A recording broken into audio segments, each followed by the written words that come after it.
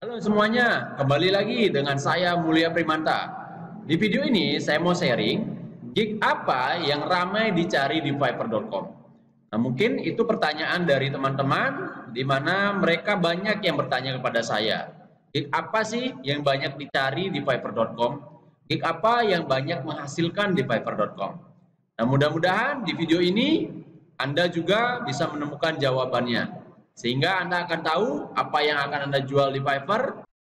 Ya, sekarang saya sudah berada di dalam Fiverr.com dan sekarang saya akan tunjukkan bagaimana caranya mengetahui gig apa yang biasanya ramai dicari, yang banyak ordernya. Jadi ketika kita ingin melakukan riset, kita lihat dulu. Misalkan ini grafik dan desain. Nah, kita coba cek di logo desain. Berapa banyak orang yang pernah order di logo desain. Jadi kita lihat dari penjual-penjual yang sudah ada di sini. Nah, ini kita bisa sort by best selling, bisa juga di sort by newest arrival ataupun recommended. Nah, untuk melihat berapa banyak orderan yang sudah didapat oleh para penjual logo desain, kita bisa sort berdasarkan best selling ya. Nah, di sini kita lihat ada satu penjual yang sudah mendapatkan rating 4,9 dan orderannya itu lebih dari 1000. Karena ini yang memberikan review ada 1000-an. Berarti orderannya lebih dari 1000. Bisa jadi 2000, 3000 dan seterusnya. Karena ada sebagian orang yang tidak memberikan rating seperti itu. Terus kita lihat lagi beberapa penjual lain. Nah, ini ada 1000-an juga. Terus ini ada 900. Nah, di sini kita lihat ternyata banyak sekali penjual logo, penjual jasa logo yang mendapatkan review lebih dari 1000. Itu artinya bahwa market untuk logo desain ini sangat besar.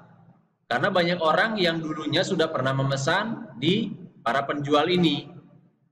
Berarti memang kebutuhannya sangat tinggi untuk logo. Jadi kenapa kebutuhan untuk logo ini sangat tinggi? Pertama, karena tidak semua orang bisa membuat desain yang menarik untuk logo mereka.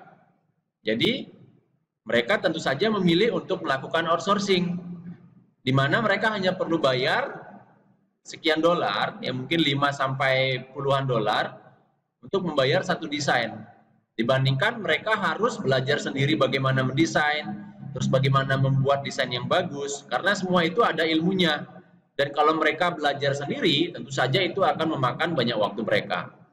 Dan biasanya mereka-mereka yang order di sini itu adalah orang-orang yang tidak punya banyak waktu. Namun mereka mempunyai uang untuk membayar para freelancer yang ada di sini.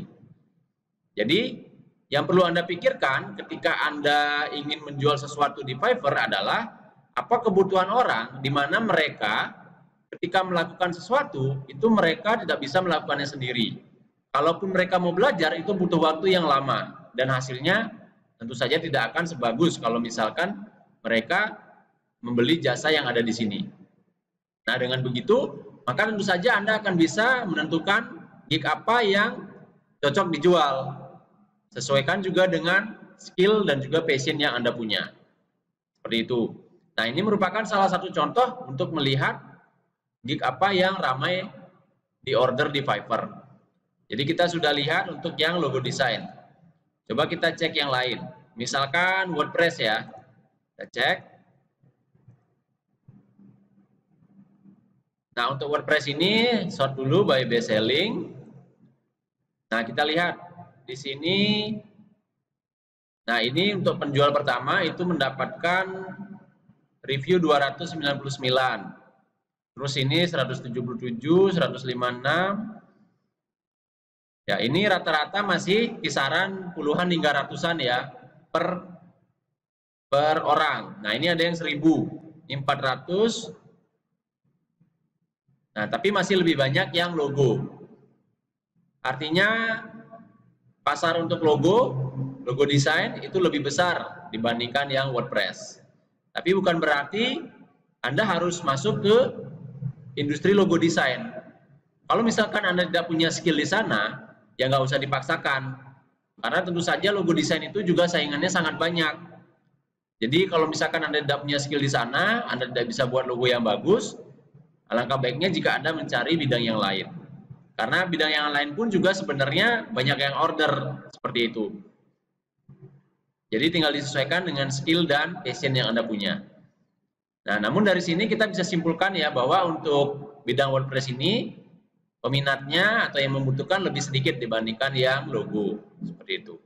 Nah, coba kita cek lagi yang lain, misalkan yang voice over. Nah, ini sort by best selling. Nah, ini ada yang dapat 1000, terus 400, 1000, 500, 1000. Nah, di sini juga rata-rata dapat 1000-an ya. Berarti untuk topik ini itu juga banyak peminatnya. Kurang lebih sama seperti yang logo tadi.